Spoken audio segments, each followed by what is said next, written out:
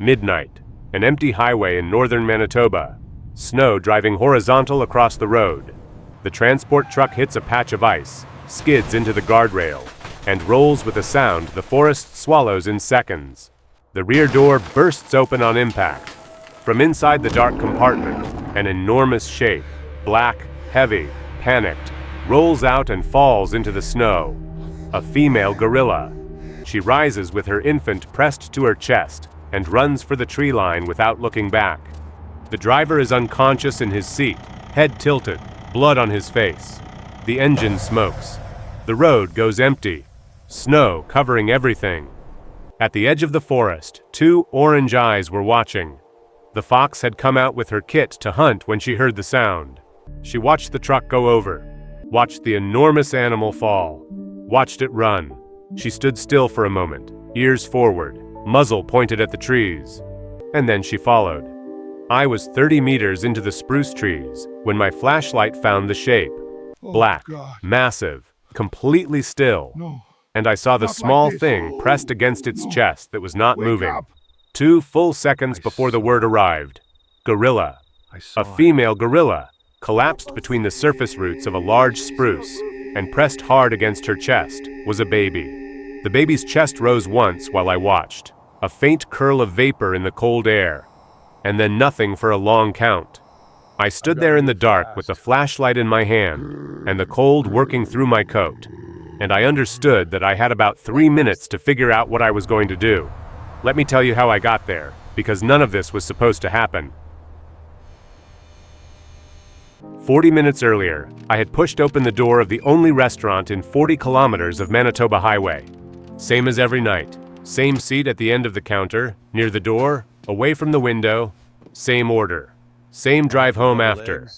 I had been eating there every night for 2 years, since the accident. Since the day I stopped being able to drive straight home from work without stopping somewhere that had light in the windows, and other people moving around inside, even if I didn't speak to any of them. The woman who took my order every night was named Diane. She had been my daughter's closest friend. They had grown up on the same road, gone to the same school, made plans for when they were older. 2 years ago, a timber section I was working went wrong. My daughter was 18 years old. She wasn't an employee. She was my partner. We had been working that land together for 2 years, splitting the operation between us, building something. A tree came down at the wrong angle, too fast, and I didn't reach her in time. Diane stayed at the restaurant because her mother had gotten sick and she needed the income.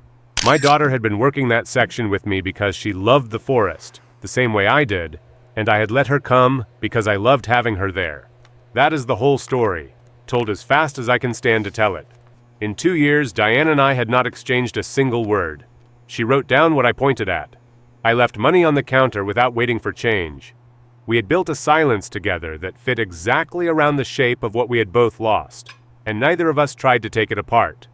It worked, the way arrangements work when the only alternative is something you are not sure you would survive. I had eaten my pie that night, and left the money, and pushed out into the cold. The Manitoba cold in February does not ease into you. It hits all at once, the way a door does. I pulled my cap down, reached for my truck keys, and stopped. A fox was standing at the edge of the parking lot, not sniffing the ground, not looking near the bins. She was at the exact border between the light from the overhead pole and the dark of the highway, and she was standing completely still, ears straight forward, looking directly at me. I have worked this forest for 30 years.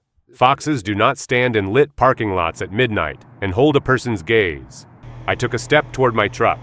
She took 2 steps toward the trees. Stopped, turned her head back. I thought, sick animal. Disorientation. Not my problem. I got into the truck and started the engine. Something landed on the hood.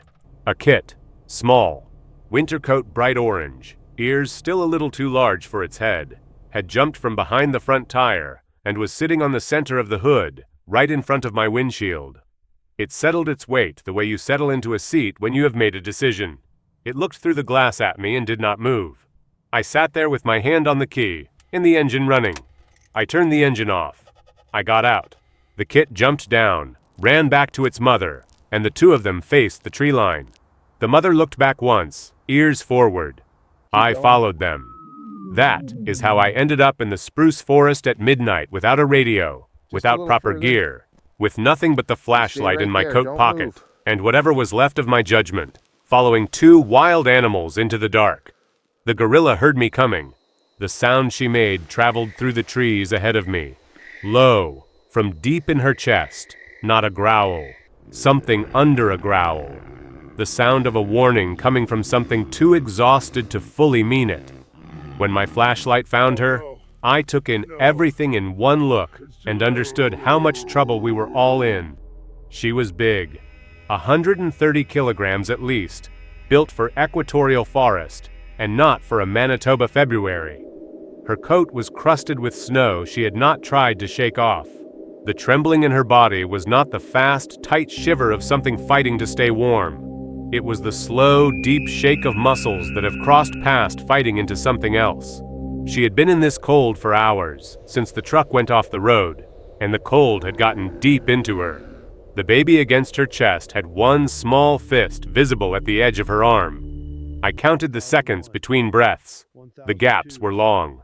4, 5, 6 seconds of nothing before each shallow curl of vapor appeared in my light.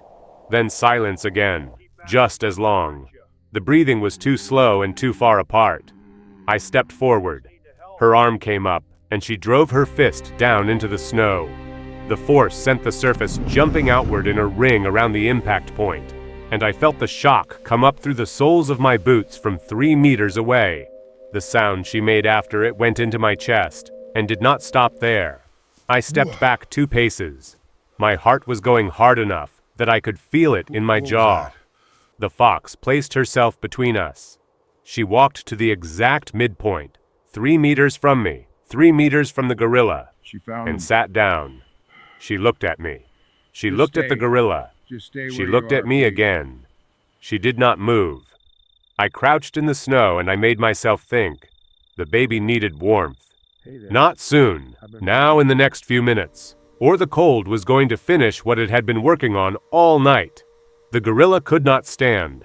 Her back legs were locked under her own weight, the muscles seized. She could not carry the baby somewhere warmer. She could not get herself somewhere warmer. She was holding something she could feel slipping, and she would not put it down. And in every way that mattered, she was not wrong. I looked at my coat. Insulated. Work rated for this kind of cold. Without it, at -40, I had maybe 15 minutes of full use from my hands. After that, fine control gone. After that, 10 more minutes before they stopped being useful at all. I took the coat off. The cold came through my flannel shirt immediately and completely. No gradual settling in. Just -40 against skin with one thin layer between them. My arms started hurting inside of 10 seconds. The deep hurt that tells you this is not temporary. I folded the coat into a bundle and started walking toward her. Low. Slow. Both hands open and visible in front of me.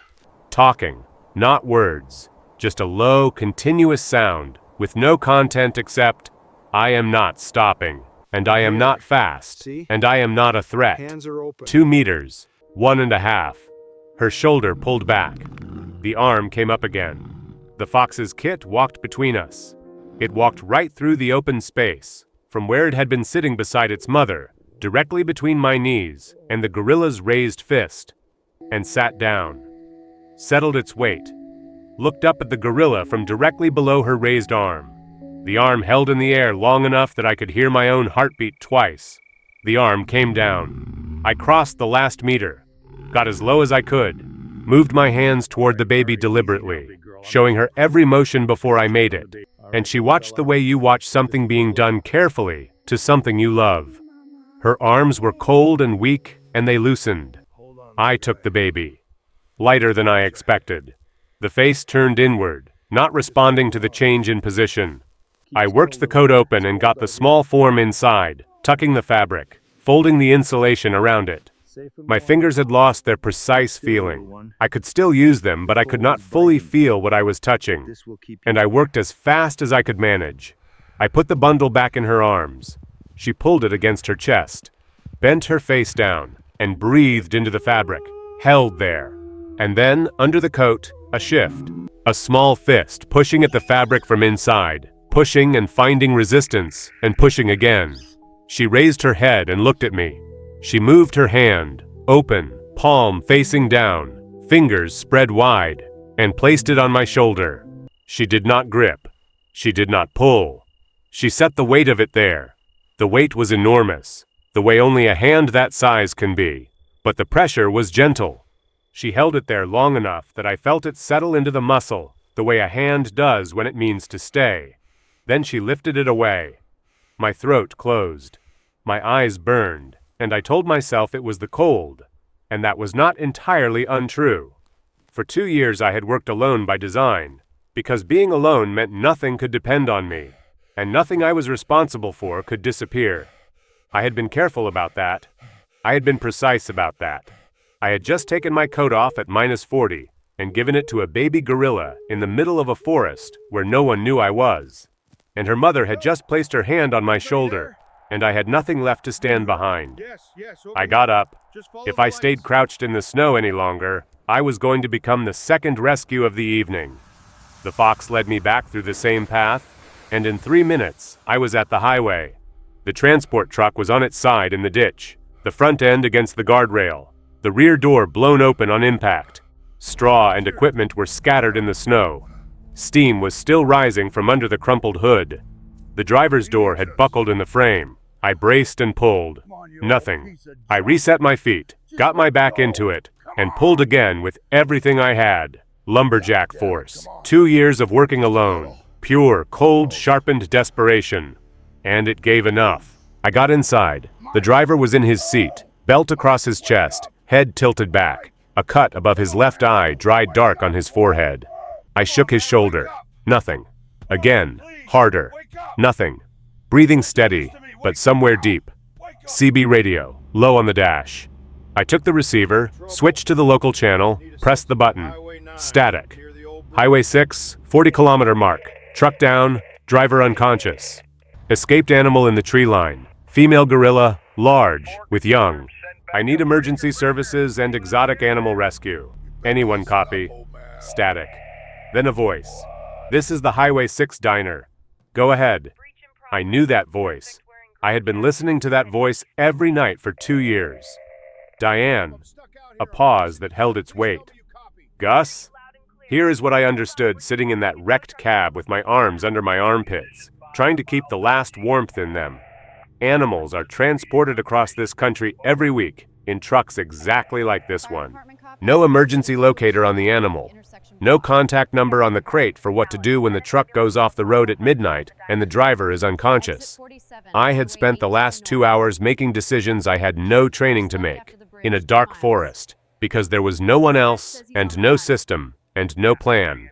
A gorilla and her baby were alive because a fox had walked into a parking lot, and a man had been too tired of his own arrangements to look away. That should not be how it works.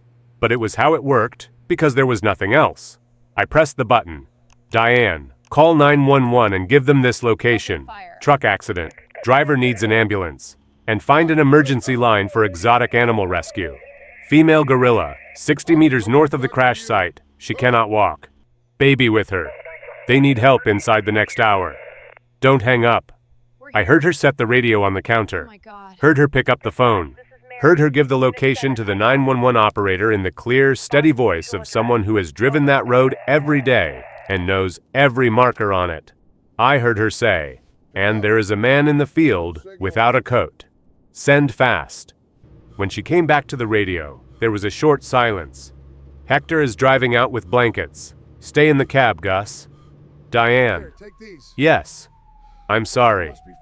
The line held still for a moment. I know, she said. I am too. The rescue team arrived 40 minutes later.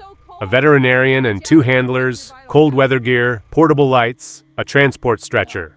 They took my account in 2 minutes and went into the trees. They came back out in 6. She won't allow approach, the vet said. She was looking at me with the practical assessment of someone who has been in situations that only go one way. Any chance you'd come in with us? I was standing wrapped in Hector's blankets by the road. I said yes. When I came through the trees, she stopped the low sound she had been making, the constant, exhausted warning she had kept up since the team arrived. Her eyes found me and held. I walked to her and crouched down the same way I had before, hands open and forward. She looked at my hands. She looked at my face. She put her hand on top of mine. The vet came in from the left side, low and slow. The handlers spread to the right. The gorilla's hand stayed on mine. When the vet made first contact with her arm, the whole body tensed. Everything pulled, and I did not move and did not speak and held my hands exactly where they were. 3 seconds. Then it let go the way a breath lets go. They worked around her for 20 minutes, checking the baby, checking her legs, getting the stretcher positioned under her. Each time something surprised her, she looked at my face, and I was there, and she stayed. She stayed through all of it, the cold equipment, the unfamiliar hands, the lights. She stayed because I was there, and I was the one thing in that clearing she had a reason to trust. I helped carry the stretcher out. Left side, walking backward between the trees, and her eyes were on my face the whole distance to the road. The baby was in my coat, moving freely now, both arms working, one small fist gripping the collar of the fabric. They lifted the stretcher into the transport. The door stayed open for a moment. She looked at me through the opening. I looked back. The door closed. I stood on the highway in Hector's blankets and watched the tail lights go small and then disappear into the dark ahead. The fox was at the tree line with the kit beside her. They stood there until the lights were gone. Then they turned and walked into the forest without looking back. 3 weeks later, a number I didn't recognize called while I was sitting in my truck in the restaurant parking lot. It was the veterinarian from the primate sanctuary in southern Manitoba, where they had both been taken to recover. She told me the gorilla had refused food for 3 days after arrival, wouldn't let any of the keepers near the enclosure. Someone suggested placing the coat inside her space, the one the baby was wrapped in that night. She paused. She calmed down within the hour. She ate that evening. She sleeps with the coat now. She hasn't let it go. I looked through the windshield at the restaurant door. "Keep it," I said. "She needs it more than I do." I ended the call, sat there for a moment, got out of the truck. I pushed the restaurant door open. The warmth came out. Diane was at the counter. She looked up when I came in. I sat down at the end stool, near the door. The same seat, 2 years of the same seat. She came over with the notepad.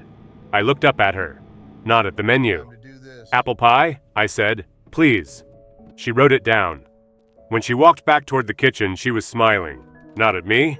Not for me, just forward. The way a person smiles when something that has been broken for a long time makes a small sound that might be the beginning of mending.